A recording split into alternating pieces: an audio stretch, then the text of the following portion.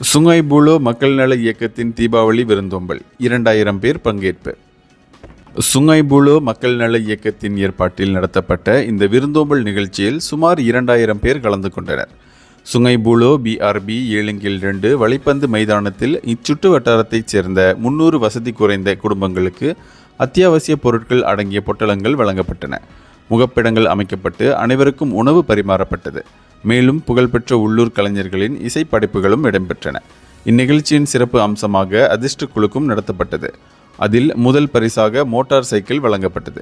தொடர்ந்து இருவருக்கு தமிழ்நாடு சென்று வர விமான டிக்கெட்டுகளும் வழங்கப்பட்டன. இது தவிர தங்கச்சங்கிலி, தொலைக்காட்சி பெட்டி இந்த அதிர்ஷ்ட குலுக்கில் வழங்கப்பட்டன. இந்த நிகழ்ச்சியில் சுற்று வட்டாரத்தைச் சேர்ந்த பிரமுகர்களும் கலந்து கொண்டனர்.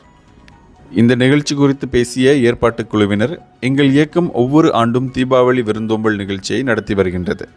அதே சமயம் நாங்கள் அவ்வப்போது எங்களால் முடிந்த சமூக நல உதவிகளை செய்து வருகின்றோம் என குறிப்பிட்டனர்.